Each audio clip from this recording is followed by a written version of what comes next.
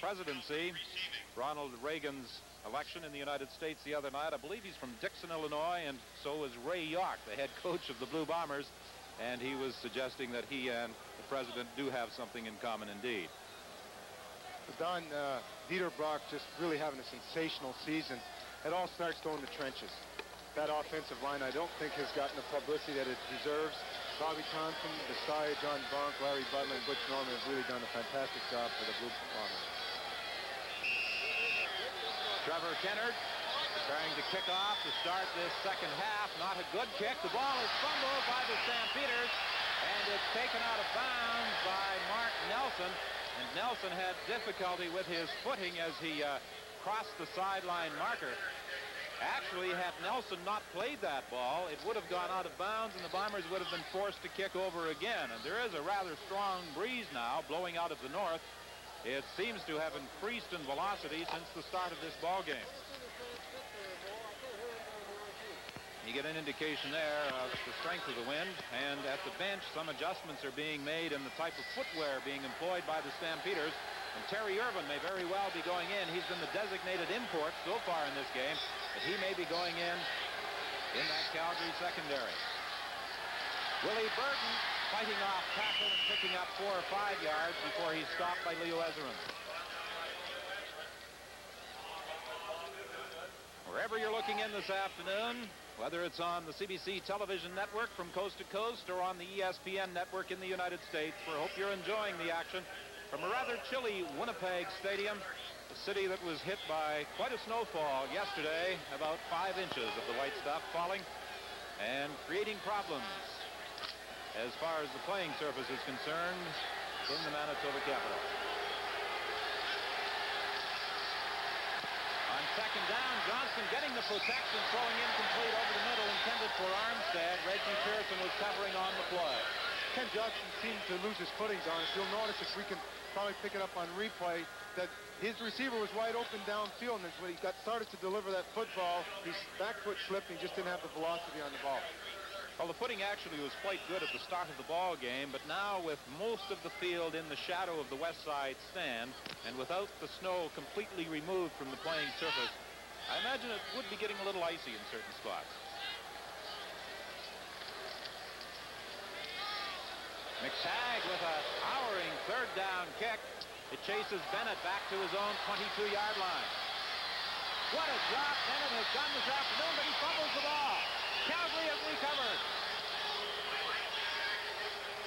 Bennett was hit by Ken Dombrowski, and the Calgary Stampeders come up with the football.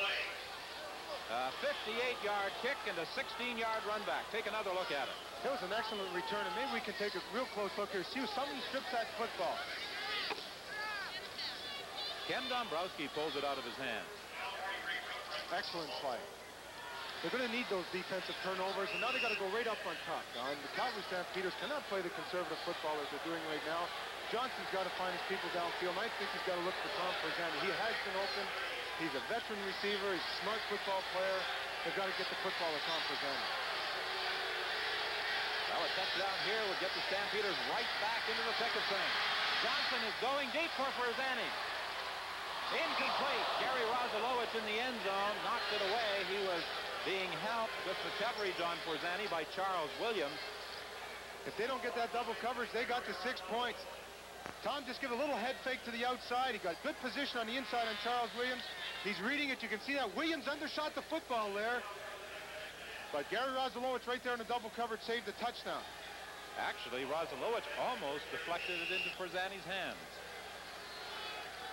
They're going to have to try to freeze up their middle safety, Don. They got to take one of their inside receivers, Ronnie Robinson or Willie Armstead, hook them over the middle, freeze that middle safety, go one-on-one on the outside people, just like Eugene Goodlow did and Dieter Brock.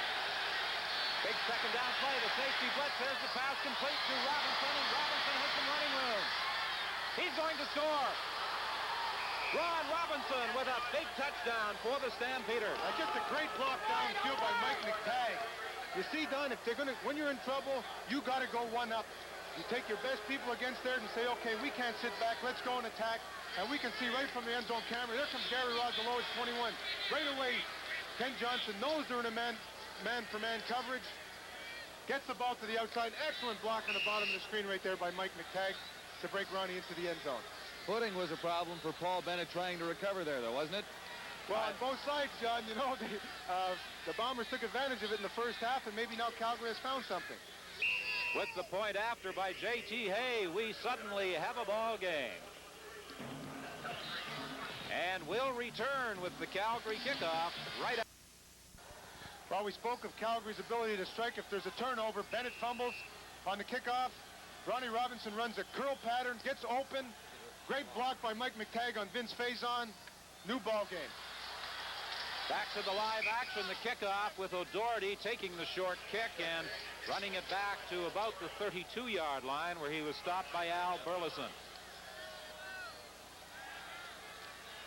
Well, it took a while, but perhaps Ken Johnson has that Calgary offense in gear now.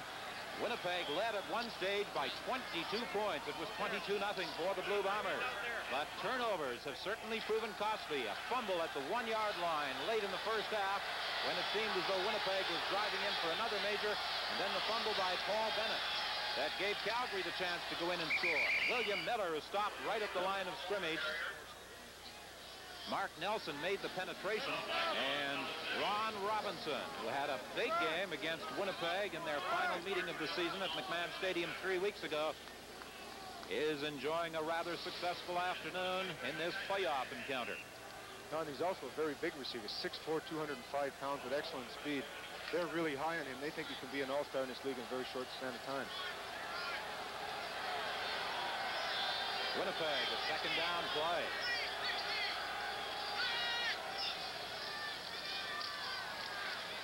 Brock throwing incomplete over the middle, intended for William Miller.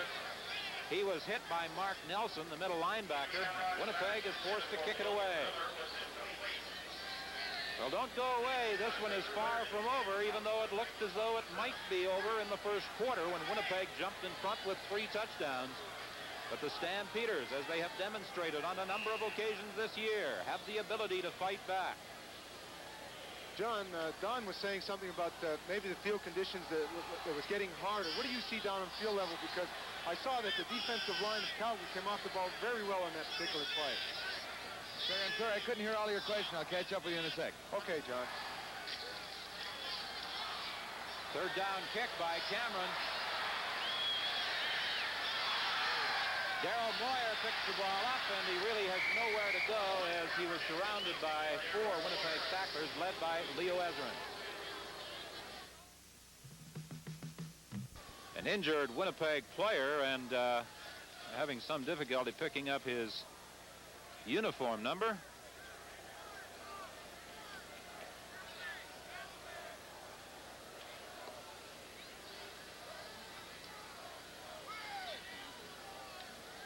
It's Ron Cherkas, who is now assisted to his feet by trainer Pat Clayton, and he heads to the Winnipeg bench. His spot at a defensive tackle position will be taken by Marv Alamang. John, what I was asking earlier was I was wondering about the field conditions that are down there now. Well, it seems that the offense has the advantage where the defense has to take a move, as you saw Paul Bennett trying to react. The offense, knowing where they're going, seem to have a little bit of an advantage because it is a little bit slippery and only in places, which is difficult for both teams, I'm sure. John, this could be a big series of downs right here for the Stampeders. Swinging it out to James Sykes, it's incomplete. Middle linebacker James Reed was over defending. The pass just a little too high for Sykes. 10:58 the time left in this third quarter. I'm curious why quarterback Ken Johnson's throwing that ball so softly to the outside. That's the third time now they've gone to that screen to the outside or dump pass, and he's really just floated it out there instead of getting that ball there in a hurry because Jimmy Sykes is really wide open. Cherkas being treated at the Winnipeg bench as the Stampeders scrimmage 2nd and 10. They are at their own 53.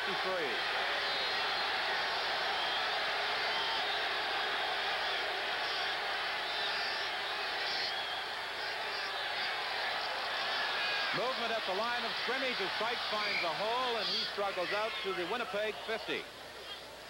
Tony Norman, the right defensive end, appeared to move in advance of the ball being snapped.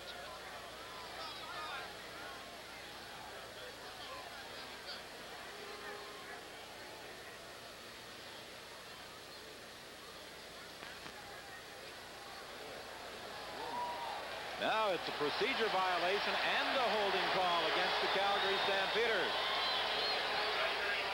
So while Norman moved, he was drawn offside, obviously. Don, I was just talking to Reggie Lewis of the Stampeders. He's having trouble with the footing, he says, this afternoon. Says the offensive line is able to wait for him to make his move, and that's causing him some problems. And they haven't really had, the Stampeder defensive line have really not had a big charge. Calgary, number 56. The holding call goes against center Tom Krebs, University of Utah graduate. His father, Hal, of course, played for the Stampeders from 1962 through 1966. Tom, did I read that penalty right? It was a holding on Tom Krebs? I guess I didn't see Tony Norman jump offside then. There was also an illegal procedure call against Calgary with Norman being drawn offside. Oh, I see. Okay, Donald. 2nd and 20. The Stampeders are backed up to their own 43.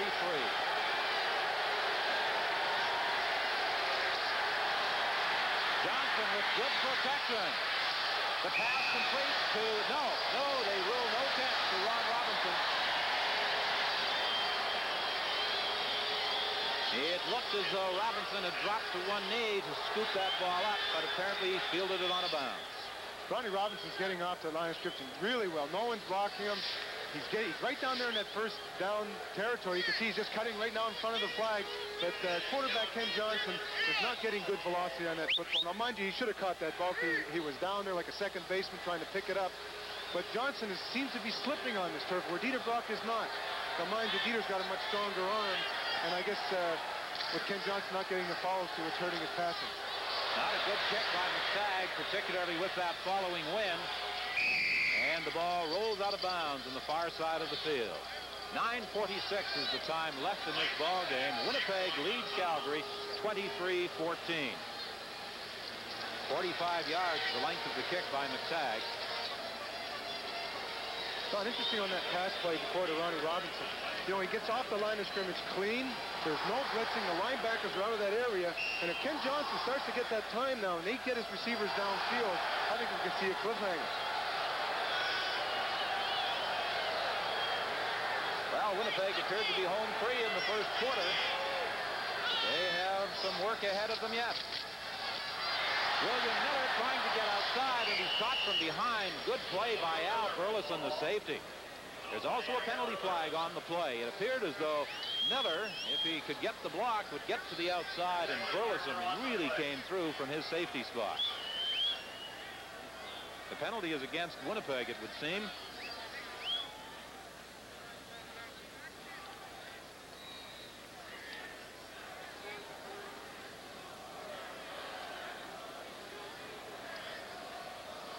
Holding against Winnipeg, number 68. The holding call against the Blue Bombers, Larry Butler.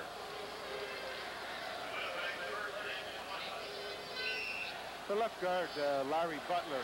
You'll see he'll grab Ed McElhaney there. He's got him right by the neck in the middle of your screen. He just wrestles him down like a steer.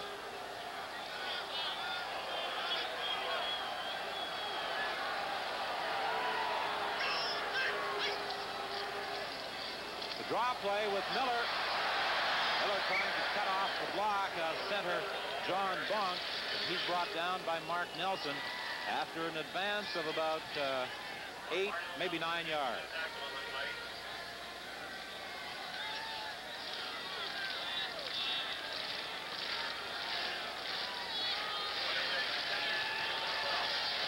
So it's a 2nd and 12 play for the Blue Bombers.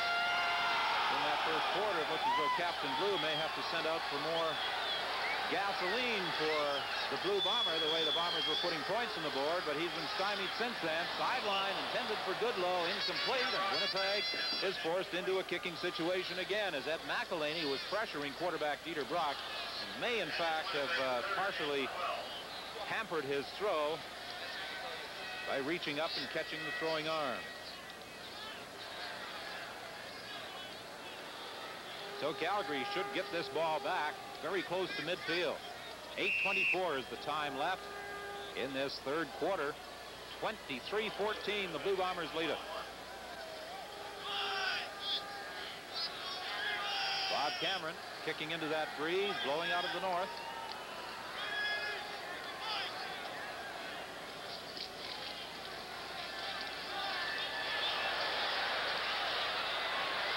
Ball bounces to James Sykes, and Sykes is caught and brought down at the Winnipeg 53 by John Barnes. A 39-yard kick, the 5-yard return, and Calgary's first down play is coming up.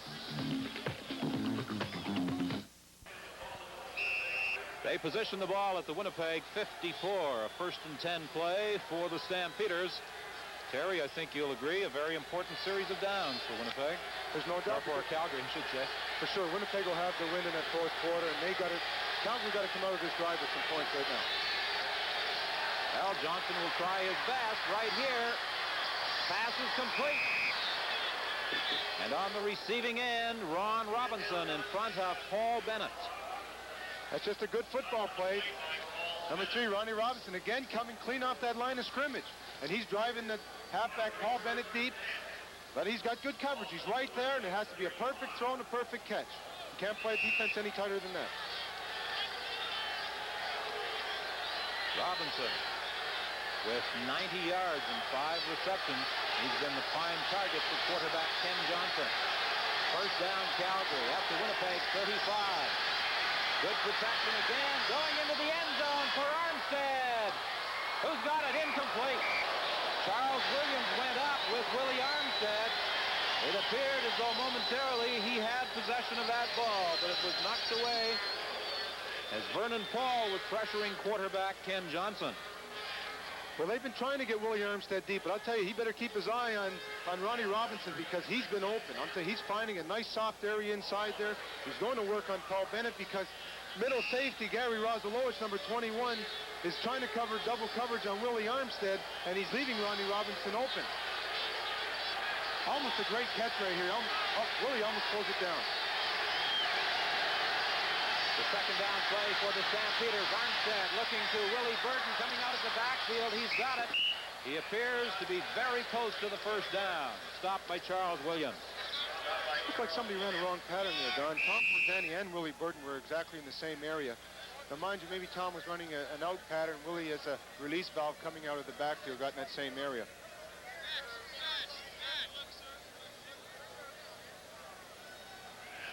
It's going to require a measurement. From up here, and it's difficult to tell with the snow obliterating most of the yardage markers, but from up here it appears as though he may be about a half a yard short. 1 second down. 1 second. That's short now. That'll be 3rd down. Vision is still 20/20, I guess, Terry. No one ever said you had bad eyes. Here's Ronnie Robinson. You watch, he's looking in the backfield now. He's kind of going to sleep a little bit. And Paul Bennett says, hey, son, better keep your eyes open.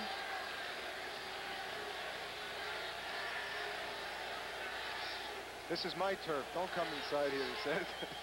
Well, I wonder what these fans at Winnipeg Stadium are thinking in the first quarter. 21-0 for the Blue Bombers. It looks as though it was going to be a rather hilarious afternoon. Things aren't quite so amusing as far as they're concerned right now as the Stampeders face a 3rd and less than a yard play at the Winnipeg 25.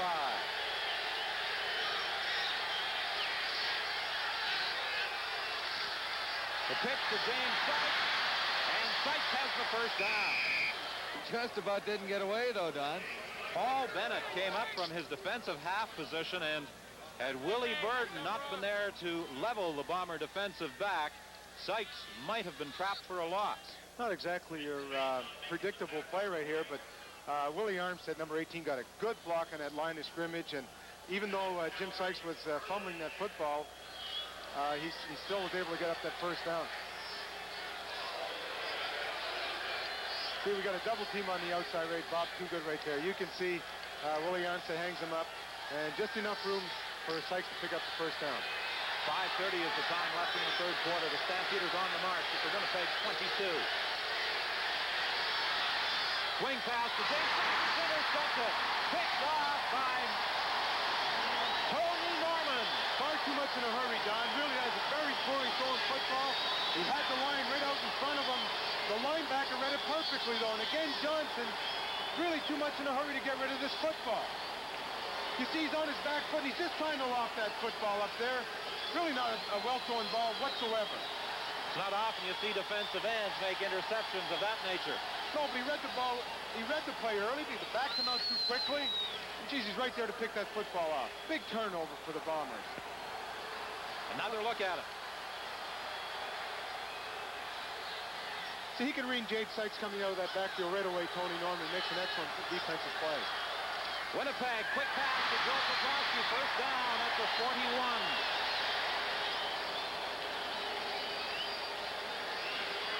And suddenly, this crowd that had been subdued in the third quarter comes to life. Tony Norman with an interception. It could have been a game saver. Well, you know, right away, they're not going to sit back. They see a big turnover. Let's strike right away. We got the win in that fourth quarter. Let's put the ball up. And again, Joe Paprosky down the middle.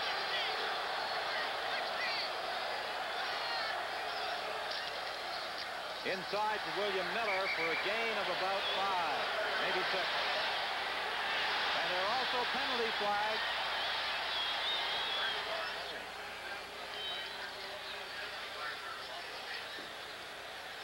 Some shoving was taking place following the tackle. Rough play against Calgary. That one could really hurt. Oh, sure, the turnover. You know, people get frustrated right away, and then they start to swing. I know Joe Paprosky was taking a run at Al Burleson, and he retaliated. Now, you know, he's a seasoned veteran. He knows that we just got a turnover. Unnecessary roughness. Calgary number 27. First down. And they had a run in earlier in the game, and you can see right here Joe Paprosky took a poke at Al Burleson, but it's the guy they catch at the end, and it's Al Burleson. So with that roughing call against Burleson, Winnipeg has a first down at the Calgary 50. William Miller tried to go inside. He spun out and picked up about 2 before he was thrown back by Palizzetti.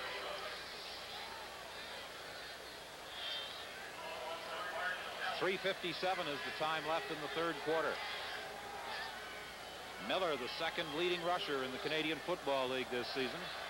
He's a nominee for the Schenley Rookie of the Year award.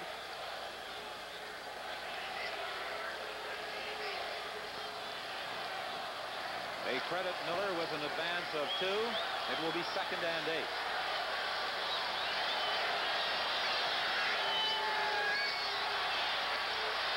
Penalty flag is down, and so is Brock.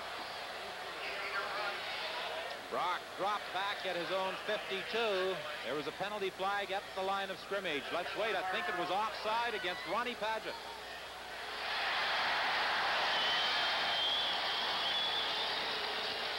I think we got to keep our eye on Rick House. Don, he ran a flag pattern. It wasn't anywhere within 20 yards of him. A break for Winnipeg on that call as Brock was dropped for a big loss, but the offside by Padgett. And our spotter, Mo Simovich, picked that one up almost immediately. The yardage that has been marched off against Calgary in contrast to the assessment against Winnipeg. And on this particular drive by the Blue Bombers, penalties have hurt the Stampeders.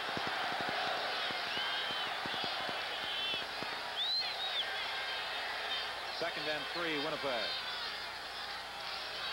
The pitch to Miller.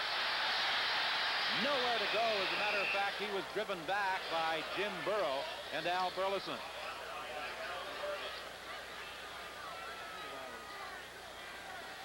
Jim Burrow came up from his inside halfback spot to turn the play inside.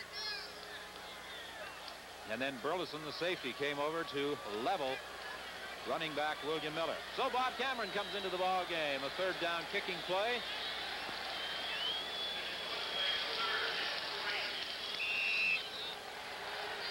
Well, spectators, almost 30,000 of them came prepared this afternoon.